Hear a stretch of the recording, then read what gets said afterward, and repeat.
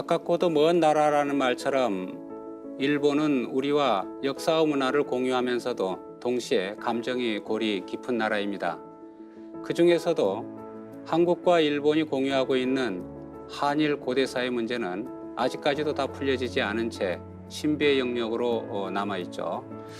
오늘 이 시간에는 고대 한국과 일본의 올바른 역사를 알아보는 시간을 마련했습니다. 왕인 학회장이자 국제내과학대학원 석좌 교수님으로 계신 홍윤기 교수님을 모셨습니다. 예, 교수님 안녕하십니까? 안녕하십니까? 예, 교수님께서는 그동안 한일 고대사 문제에 대해서 상당히 많은 활동과 저작물들을 내주셨는데요. 특히 또 이번에는 상생출판사에서 일본 속의 신라사라는 책을 발간한다는 소식을 들었습니다. 그렇습니다. 축하를 드리겠습니다. 감사합니다. 교수님께서 지금까지 쭉 해오신 그 내용을 저희들이 봤을 때 교수님 어떻게 해서 이러한 문제에 관심을 갖게 되었는지 좀 궁금합니다. 네, 1980년대에 일본에 들어갔을 때에는 일본의 그 시가 연구를 하기 위해서 들어갔었는데 일본의 시가를 연구하다 보니까 일본의 시가의 뿌리가 한반도에 있었다. 특히 이제 왕인에 의한 그 백제의 시가가 일본 시가의 뿌리가 됐습니다. 예. 이른바 이제 칠호조라는 예. 이러한 뿌리가 있는데 칠호조, 오칠조라고 하는 일본 시가의 뿌리가 우리의 그 정읍사 백제가요 제목이 3편이 전하고 있는데 예. 그 중에 이제 그 가사가 전하는 것이 정읍사입니다. 여기 보면 7호조의 그 율조의 시가가 나오게 됩니다.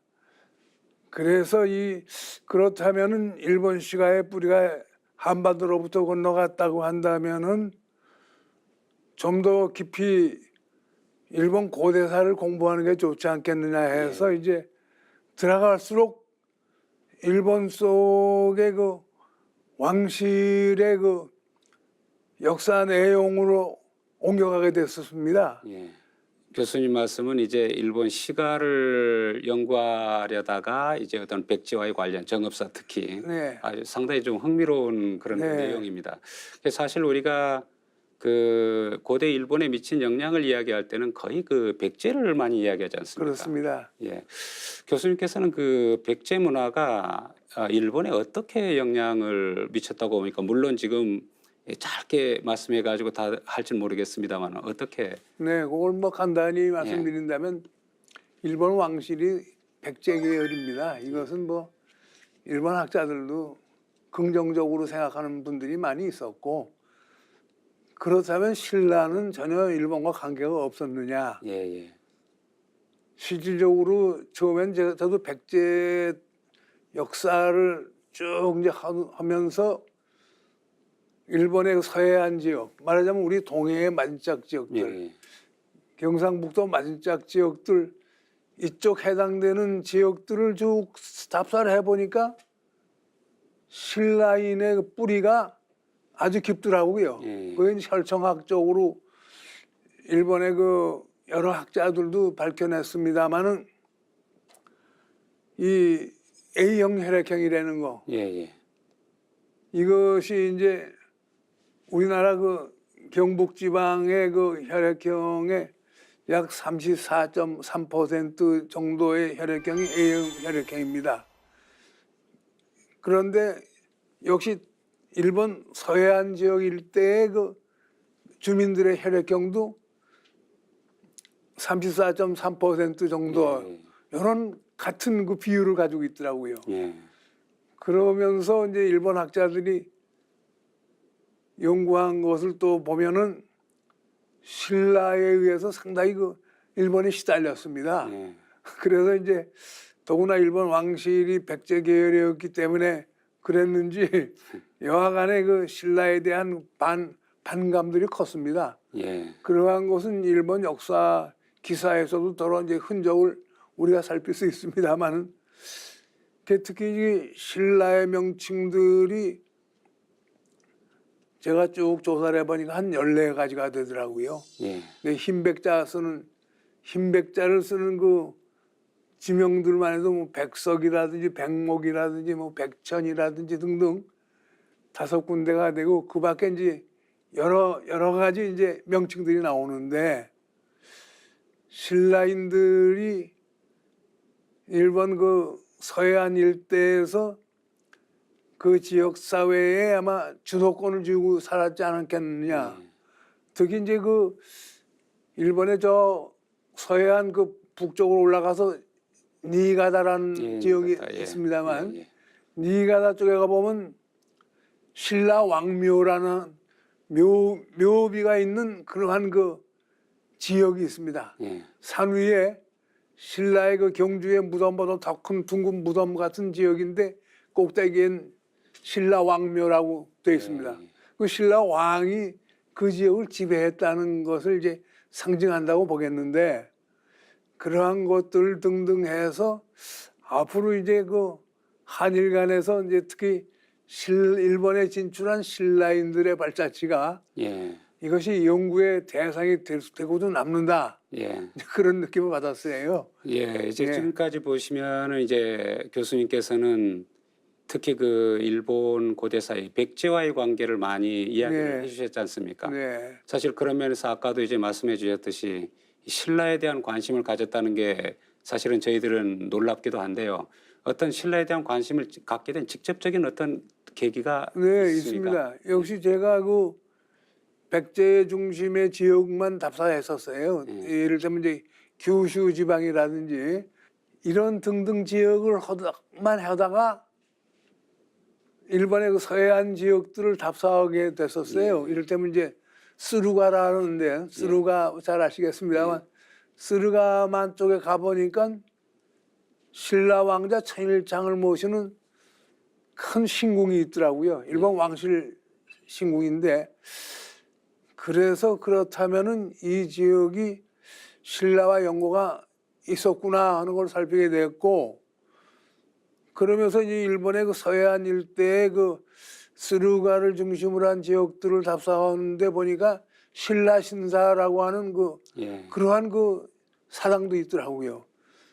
그 신라를 명칭으로 하는 그 14군데의 그 지역 명칭들이 또렷해서 백제만 이제 연구할 것이 아니라 이제는 신라도 해야겠구나 예, 예. 해서 이제 신라로 이제 들어갔던 겁니다.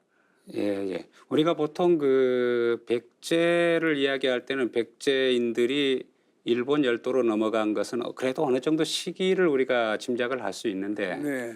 신라의 경우는 어떻게 됐을까요? 신라의 경우는 언제 정도 넘어간 역시 걸로 신라인들도 물론 일본 고대사에서는 물론 그러한 것을 본격적으로 다루거나 하지는 않습니다만은 보였어요? 이 소위 그 일본 역사에서 말하는 야요이 시대라는 시대, 예, 예. 지금부터 1800년을 전후로 한 시대, 1800년 전이죠. 그러니까 그러한 시대를 전후로 한 시대에 신라인들은 동해바다를 넘어서 예. 일본 열도로 건너갔던 겁니다. 그래서 이제 일본의 그 서해안 지역이죠. 우리나라 동해안 마진짝 지역들 쭉 이즈모라든지 뭐 와카사만이라든지 이러한 지역을 쭉 해보니까 이건 신라 땅이에요. 예. 신라 땅. 그게 이제 그리고 이제 일본의 그 고대 그 지도도 좀 더러 구해서 볼 수 있었는데 신라의 그 명칭들이 나오고 그러더군요. 예. 그래서 야, 이 신라인들은 역시 그 동해바다를 건너가서 일본 쪽에 그들의 그 보금자리를 만들었구나. 그럼 왜 건너갔느냐? 그러니까 고대 사회에서 농경 사회가 아닙니까? 농경 문화가 이제 배를 타고 건너가는데 신라인들이 목조 건축은 일본 학자들도 높이 평가하고 있는데 대단히 그 목조 건축을 잘했습니다. 그래서 이나베 가문이라는 가문이 있는데 신라 계원에 이나베 가문들은 나무로 만드는 건물, 왕궁이라든지 이러한 그 큰 그 사찰이라든지 이러한 것만 세웠을 뿐이 아니고 배도 잘 만들었다는 거. 예. 역시 배를 타고 건너가니까 그래서 이제 그 미처 눈뜨지 못했던 일본의 서해안 지역들을 이제 쭉 이제 답사하고 있습니다. 그런 동안에 이제 그 놀라운 것은 신라 신사들이 그렇게 많아요. 예.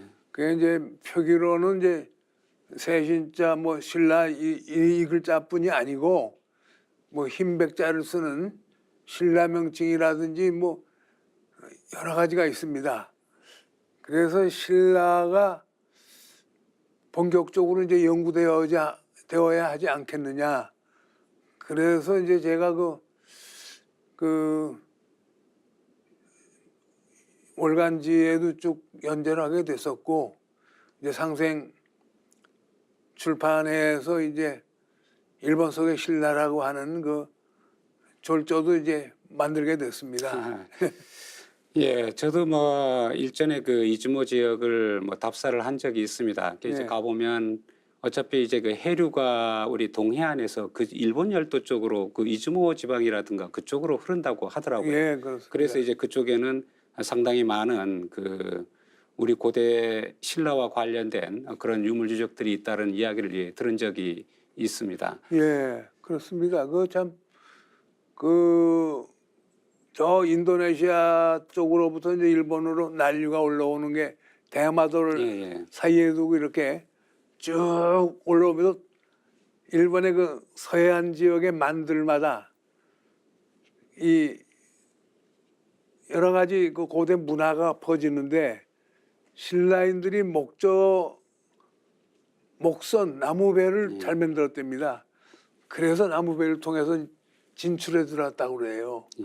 그 이제 신라인들의 그 나무배의 그 흔적들도 예, 동경박물관의 그 옛날 그 흙으로 만든 한의화라고 해서 그 일본 왕귀족들의 그 묘지 속에다 이렇게 매장하는 그러한 그 흙으로 된 그 신라배의 모양이라든지 이러한 것이 나왔고, 한반도에서도 이제 우리나라에서도 역시 그러한 모형의 배가 하나 이제 발굴이 되기도 했습니다. 어쨌든 예전에는 지금 목선이 다니던 시절이었기 때문에 목재 건축이 뛰어난 신라인들이 그래서 동해를 개척했다고 볼 수 있고, 그러면서 농경 문화와 동시에 이제 대장간 문화 또 생활 문화를 이제 일본의 그 서해안 지역에 뿌렸던 거죠. 그렇기 때문에 그 명칭들도 뭐 14가지 정도가 나올 정도로 예, 예. 아주 그 신라인들의 흔적이 크고, 신라라고 부르는 신사들도 있고 그렇습니다. 뭐 여러 군데에 뭐 있습니다. 그래 백목을 쓴다든지 실학기라고 해서 백목을 쓴다든지, 백석이 흰백자 돌석자 쓰는 시라이시라든지 이러한 그 사당들이 굉장히 많이 있습니다. 그래 앞으로 우리가 이제 그 전에는 주로 이제 백제를 중심으로 연구들을 많이들 하셨고 이 사람도 그랬습니다만은 이제 신라 쪽도 이제 우리가 그 일본 서해안 지역을 좀 답사하면서 연구해야 하지 않겠느냐. 특히 이제 서해안 지역을 다녀보면요, 그 바다에 둥근 자갈돌이 있지 않습니까? 커다란 자갈돌, 이러한 것들을 이렇게 모으신 사당들이 굉장히 많습니다. 그러니까 그러면서 그 미오노세키의 미오진자의 그 궁사님은 지금부터 20년 전에 제가 일본 신사를 답사했을 때 그분의 사당에서 모시는 것은 둥근 큰 그 바닷돌입니다. 바닷돌을 신주로 모시고 있습니다. 이건 우리 저 사당의 신주입니다. 미오노세키 신사의 신주입니다. 그래. 이게 뭡니까? 그러니까 신라의 박역고세는 알에서 태어난 분인데 그분을 조상으로 모시는 알입니다. 이거 그러더군요.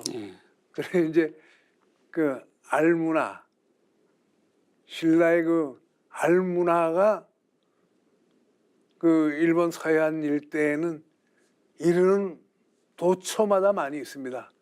특히 제가 처음에 답사했을 때는 장마가 끝난 뒤였는데 조그마한 사당들도 보면요, 이 조그마한 사당들이 이제 홍수에 부서지고 했는데 부분 붉은 이제 까만 그 바닷돌을 신주로 모셔놓은 그러한 것들도 뭐 도초에서 볼 수 있었고, 그래 역시 박역거세의 후손이라는 네. 그러한 궁지를 가지고 사는 주민들이 많았구나 하는 걸 깨달을 수 있었어요. 예, 뭐 앞으로 뭐 기대가 많이 됩니다. 그 일본 열도는 고대는 아무래도 이제 그 한반도의 영향을 많이 받을 수밖에 없지 않습니까? 그죠? 네, 그렇죠. 했을 때 사실 백제와 신라라는 이 관계가 그렇게 좋은 관계는 아니었는데, 이게 어차 660년에 이제 그 백제가 멸망을 하고 했을 때 과연 이게 신라인들이 일본 열도로 건너가서 정착하는데 이게 쉽지만은 않은 상황이었지 않겠습니까? 예, 거기에 대해서는 그렇습니다. 어떻게 생각하십니까? 예, 그렇습니다. 역시 백제인들이 뭐 일본 왕실을 지배했던 것은 그것은 이제 그 일본 여러 학자들도 시인하고 있는 것이고 한데, 그 대신 또 신라에 대한 반감은 한반도에서도 마찬가지로 일본 열도에서도 마찬가지였습니다. 그 신라인들은 그래서 이제 오사카라든지 이러한 규슈라든지 이쪽으로 진출이 힘들었고, 역시 배를 통해서 목선을 통해서 일본 서해안 일대로 이제 뿌리를 내리게 됐죠. 신라로부터 그래서 농업 기술이라든지 대장간 기술이라든지 또 그들이 모시는 박역거세의 그 천신신앙이라든지 이러한 걸 이제 퍼뜨리게 됐던 겁니다. 예, 네, 교수님 그 주장들이 말씀 중에 보면은 어차피 이제 그 백제와 신라뿐만이 아니고 뭐 결국은 나중에 이제 고구려까지도 다 포함이 될 수 있는데, 이 고구려와 백제와 신라가 일본 열도로 이동을 했을 때 그 거주하는 지역적인 어떤 차이들이 좀 있습니까? 역시 차이가 있습니다. 그 혈액형으로 이제 나타나는데, 백제인들의 그 이를테면 규슈라든지 오사카라든지 이 일대 지방 관서지방 일대 혈액형은 O형 혈액형입니다. 그런가 하면 우리나라 이제 그 백제 지역, 이제 이를테면 충청도 지역이라든지 이 호남 지역 이쪽엔 O형 혈액형이 또 지배적입니다.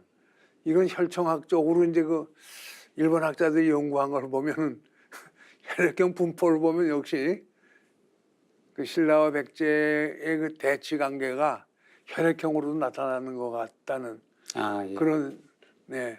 그러면 이제 연구들이 그 있습니다. 백제와 신라가 일본 열도로 들어갔을 때 어떤 그 도래한 그 백제인과 신라인들의 어떤 두 구분이 가능할까요? 문화적인 특징이라든가 이런 것들이. 문화적인 특징은 구분이 안 되겠죠. 예. 거의 역시 우리 이제 신라인이건 백제인이건 이분들이 건너갔을 때 그 신앙은 우리 당군 신앙입니다. 예. 예, 환단고기가 기술하고 있는 내용들이 문헌학적으로는 이제 그것이 이제 뭐 천여 년 정도로 지금 얘기가 되지만은 사실은 저는 적어도 1800년 정도는 소위 야요이 시대라는 시대로부터 이어지는 것이라고 보고 있는데, 일본의 국수주의 학자들이 반한적이었죠. 특히 이제 그 국수주의 학자들이 잘 아시겠습니다만 일본 에도 막부의 그 미도 학파, 이 사람들은 완전히 국수주의가 돼가지고 1640년대부터는 역사책을 완전히 국수적으로 쓰면서 신라를 철저하게 배척하고 이제 그랬던 것입니다. 그래 이제 우리가 한일 관계사에 있어서 그동안 신라에 대한 연구들이 깊지 못했던 건 사실인데, 이제는 백제뿐이 아니고 신라에 대한 것을 이제 연구해야 하지 않겠느냐. 뭐 김덕수 교수님께서도 이제 이 일본 서해안 지역을 이제 답사를 쭉 하셨겠고, 특히 스루가 일대 만 일대 그래서 역시 신라의 그 흔적들을 살필 수 있었다고 하셨는데 그렇습니다. 그 신라에 대한 흔적이 뭐 우리가 일본 서해안을 답사하면서 앞으로 연구할 게 많다고 봅니다. 쭉 일본 그 서해안 지역을 답사하면서 신라의 흔적들을 역사의 발자취를 우리가 찾아낼 건 앞으로 많지 않겠느냐, 많겠다. 그런 말씀을 드리고 싶습니다. 아까 이제 그 환단고기에 대한 이야기도 나왔는데요. 사실은 뭐 저도 그쪽에 관심을 많이 갖고 있습니다만은 그 신라와 일본의 이야기를 하려면 아무래도 그 일본의 천성강님 그렇습니다. 신화에서의 그 스사노 신을 이야기하지 않을 수 없지 않습니까? 예, 그죠? 그렇습니다. 스사노 신이 그 신라 소시모리에 왔다가 예, 이 소시모리가 결국은 이제 그 우리 단군시에게 나와 있는 예. 풀어주고 있는 내용인데 예, 그렇습니다. 왔다가 다시 이즈모 쪽으로 이제 갔다 예, 그런 이야기가 있지 않습니까? 그렇습니다. 그거에 예. 대해서는 예. 교수님 어떻게 저도 그에 비교하고 관심이 있습니까? 있어서 그 예전에 이제 한 20, 한 5, 6년 전에 춘천 쪽에도 춘천의 우두산도 이제 그 춘천 그 시내 그 한복판에 조그마한 산이 나지막한 산이 있는데 우두산 아닙니까? 이제 그 소시몰이라고 하는 게 바로 그 이제 스사노 오노미코도가 하늘에서 내려오는 것이 바로 그 소해머리, 소시머리다.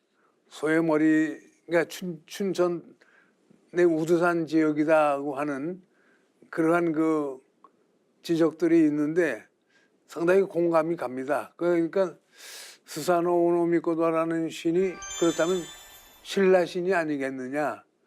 신라신이 아니겠느냐? 하늘에서 내려온 곳이 신라 땅인데 강원도 지금 춘천의 우두산 지역 아닙니까?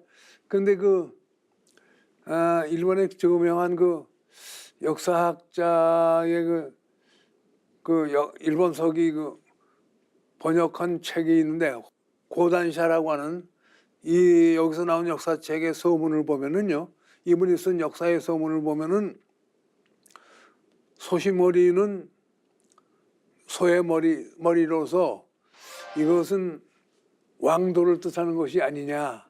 이분이 이렇게 이제 예. 지적하고 있어요. 그러니까 말하자면 신라신 수산왕 오노미코도가 소단오전이 내려온 그 춘천 땅이 고대에는 어떤 왕도가 아니었겠느냐. 예. 그 사실은 지금은 우리가 이제 그 국가의 큰 덩어리를 가지고 왕을 말하고 왕국을 말합니다만 고대 사회 우리가 그 환단고기에서도 말씀하는 그 소시몰이라는 것이 환단고기에서 지적하는 소시몰이라는 것이 왕도를 뜻한다는 그 일본의 그 학자의 그 주장도 있습니다만은 앞으로 이러한 그 환단고기 연구와 더불어 춘천 땅의 그 쇠머리 저는 쇠머리라고 이렇게 좀 그냥 축약해서 표현합니다만 앞으로 연구할 가치가 크지 않겠느냐 예. 그런 생각도 해보게 됩니다. 예, 저도 뭐 일전에 그 소시머리에 대해서 글을 한 편 좀 졸고를 발표한 적이 있는데요. 예. 저는 일본에서의 그 백제와 신라의 관계를 뭐 백제는 뭐 교수님 뭐 잘 말씀하셨듯이 어떤 정치적으로 천황과하고 이제 연결이 돼 있지만 이 신라 문화는 상당히 어떤 의미에서는 종교적인 문화로 볼 수도 있지 않을까 하는 게 제 생각이었거든요. 그래서 이제 네. 소시모리를 저는 사실 소도로 봤습니다. 우리 민족의 어떤 고유한 소도 신앙으로 봤고 거기에서 그 천신이 일본으로 건너가는 과정. 그렇게 해서 일본에서 어떤 역할 분담이 이루어지지 않았는가 이렇게 해석한 적도 있습니다. 예, 뭐 아주 좋은 그 견해신 것 같습니다. 예, 그래서 뭐 네. 일본 학자들도 일제 강점기에 와서 이제 소시모리가 어디인가를 뭐 찾으려는 네. 자기들의 어떤 뿌리를 찾으려는 그런 그 예, 좀 어처구니 없는 그런 그 사건들도 많이 있었다고 그렇겠죠. 뭐 했죠, 그죠? 네. 그런데 뭐 아시다시피 교수님께서도 그 일본이 그 이후에 메이지 유신을 거치면서 상당히 이제 그 일본 열도 속에 있는 이 한반도의 영향력들을 전부 다 지워나가기 시작을 그렇죠. 하지 않습니까? 예. 안타깝기실이. 요번에 그 답사를 다니면서도 그러한 현장들을 아마 많이 살펴보셨을 텐데 여기에 대한 감회는 어떻습니까? 뭐 그야말로 좀 울분을 느끼게 되죠. 축약해서 말씀드린다면은 그 일본이 그 우리 역사를 지우기 시작한, 특히 이제 본격적으로 지우기 시작한 지금 말씀하신 대로 명치 유신, 소위 메이지 유신 이후부터 일본이 한반도 침략을 향해서 이때부터 완전히 그 반환적인 적극적인 그 역사 지우기를 했고, 그러한 것들이 결국은 일본의 그 서해안 지역에서 신라의 명칭을 가진 지역들도 많이 그 사라졌다는 걸 그 지역 그 향토사학자들이나 이런 분들한테서 덜어 들을 수 있었습니다. 그래, 이러한 것을 우리가 이제 앞으로 좀 더 본격적으로 파헤치면서 역사 자료를 찾아내야겠고, 그러기 위해서는 이제 젊은 학도들이 특히 이제 고대 신라 연구에 많이들 참여해야겠는데, 오늘날 인문학이 여러모로 참 어떤 그 세태의 변화에 의해서 그런지 많이 그 흐려지고 있는 그러한 입장이어서 마음이 안 좋습니다. 네, 우리나라와 일본의 올바른 고대사가 빨리 재정립되었으면 하는 생각이 듭니다. 네, 그렇습니다. 예, 지금까지 홍윤기 교수님을 모시고 일본 속의 신라사에 대해 말씀을 나눴는데요. 일본이 역사와 문화에 대해서 조금 더 다가가는 그런 시간을 가진 것 같습니다. 다음 이 시간에는 일본 속에 생생히 살아있는 우리 고대 한국의 문화에 대해서 말씀을 나누는 시간을 갖도록 하겠습니다. 예, 교수님 말씀 감사드립니다. 네, 감사합니다.